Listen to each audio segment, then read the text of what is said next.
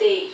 I'm Angeline Jampo. So today, I'm going to perform applying a sterile gown and gloves, a closed method procedure.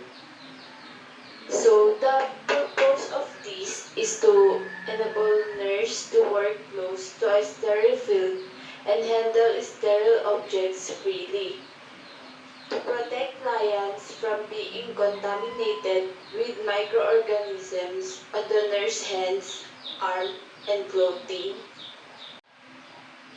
To review the client's record in order to determine exactly what procedure will be performed and requires sterile gown and gloves.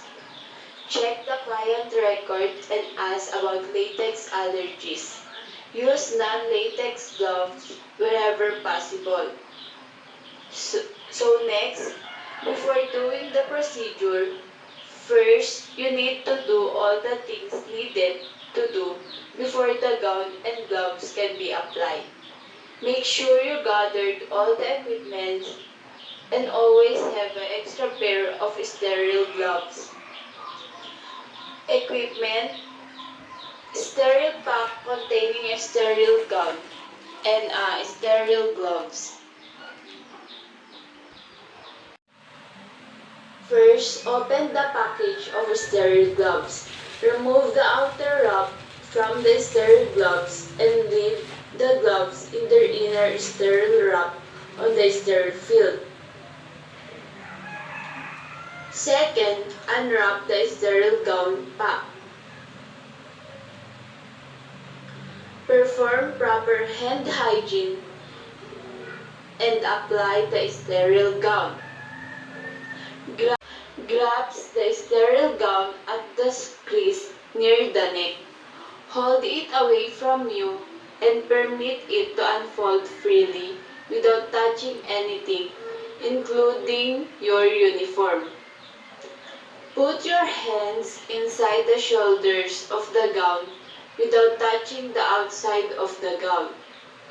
Work the hands down the sleeve only to the beginning of the cuff, or a co-worker grabs the neck ties without touching the outside of the gown and pull the gown upward to cover the neckline of your uniform in front and back.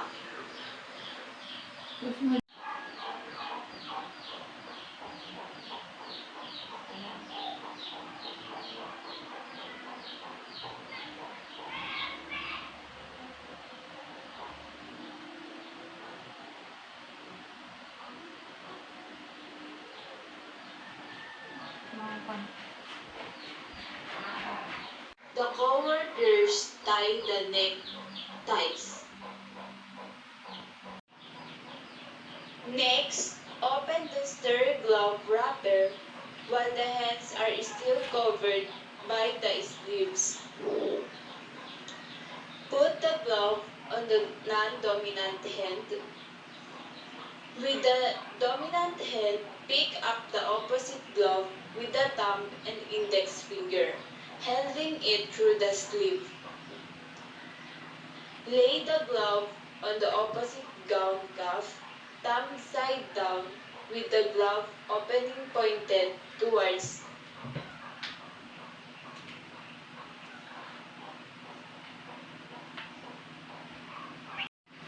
Place the fingers of the gloved hand under the cuff of the remaining glove. Extend the fingers into the glove as you pull the glove up over the cuff of the gown. So next, to complete the gowning, have a co-worker hold the long end of the waist tie of your gown using a sterile glove or a sterile forceps. With the dominant hand working through its sleeve, grasp the upper side of the glove's cuff and stretch it over the cuff of the gown. Pull the sleeve up to draw the cuff over the wrist as you extend the fingers of the non-dominant hand into the glove's fingers.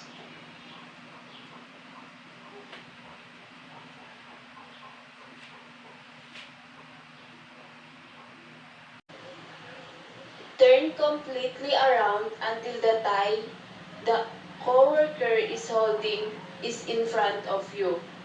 Take that tie and secure it to the short tie in front of the gown. Or I have a coworker take the two ties at each side of the gown and tie them at the back of the gown, making sure that your uniform is completely covered. When worn, sterile gowns should be considered sterile in front from the waist of the shoulder. Once the nurse approaches tables, the gown is considered contaminated. From the waist or table down, whichever is higher, the sleeves should be considered sterile from the cuff to 5 cm above the elbow. Since the arms of a scrubbed person must move across a sterile field, moisture collection and friction areas such as the neckline, shoulders, underarms, back, and sleeves, cuff should be considered unsterile.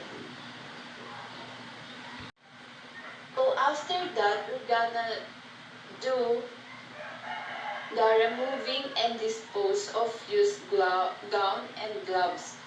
If soiled, remove the attire by turning it inside out. If appropriate, document that sterile technique was used in the performance of the procedure. Lastly, conduct any follow-up indicated during your care of the client. Ensure that adequate members and types of sterile supplies are available for the next healthcare provider. So, Okay, ka dun.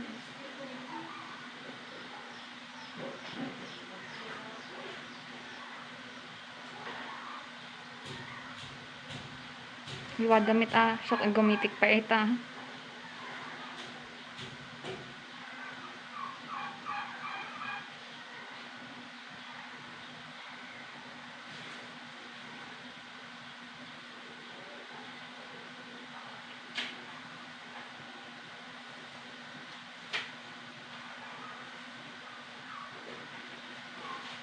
Dimas mo katimun.